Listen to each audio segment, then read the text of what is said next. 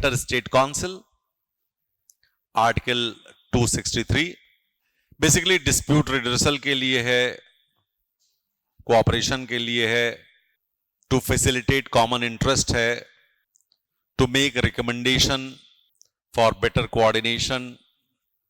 अब क्वेश्चन जो पूछा जाता है वो ये पूछा जाता है, भाई इंटर स्टेट काउंसिल में मेंबर्स कौन होते हैं? तो इसमें चेयरमैन होते हैं, कौन होते हैं? वो chairman of the inter state council. हम 4 ऑप्शंस दे रहे हैं, prime minister, home minister, defence minister या मिनिस्टर ऑफ कम्युनिकेशन। कौन होता है? प्राइम मिनिस्टर होते हैं, लिख लो। इसके चेयरमैन होते हैं प्राइम मिनिस्टर, ठीक है। मेंबर्स होते हैं chief ministers of all the states, chief ministers of UTs having a legislative assembly, administrators of UTs जिसमें लेजिस्लेटिव असेंबली नहीं है, और 6 ministers of cabinet rank in the Union Council of Ministers, and these ministers are nominated by the Prime Minister. These all are members. कुछ चीजें ध्यान रखिएगा जो pre के लिए पूछी जा सकती हैं। वो ये है कि कम से कम 3 बार साल में इसकी मीटिंग होनी चाहिए, at least thrice in every year. Next, the meetings of the council shall be held in camera. In camera का मतलब होता है बंद कमरे में मीटिंग होगी, और डिसीजंस बेस्ड ऑन कंसेंसस। लेकिन आपको लगता क्या है कि हर साल 3 बार हो जाती है? बहुत मुश्किल है ये तो। कह रहे नहीं वे।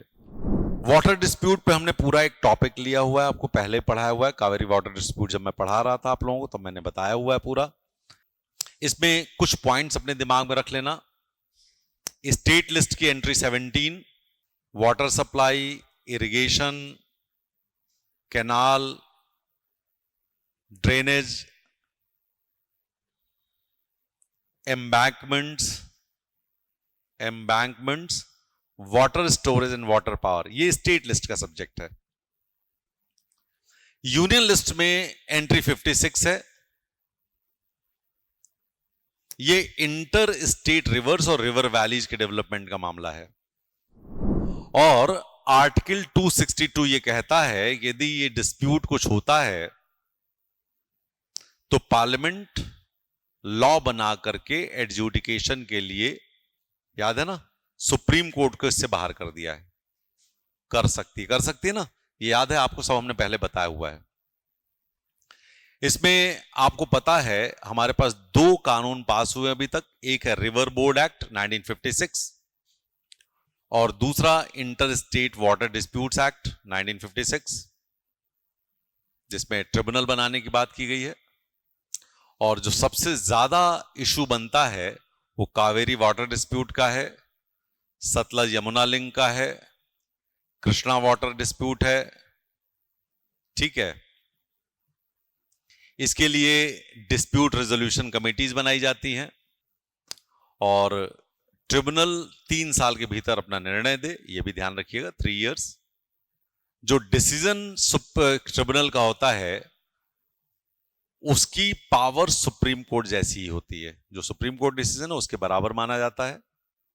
अब कुछ बातें कही गई हैं कि water is a common property.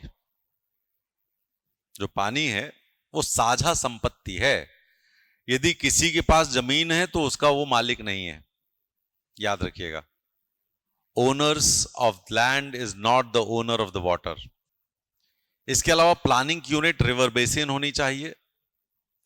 और एनसीआरडब्ल्यूसी ने कहा है इसके लिए कॉम्प्रिहेंसिव पॉलिसी होनी चाहिए, जिसमें सेंट्रल लेजिस्लेशन भी होना चाहिए। केंद्र सरकार कोई कानून भी बनाए इस मामले में, ये बात आप ध्यान रखिएगा।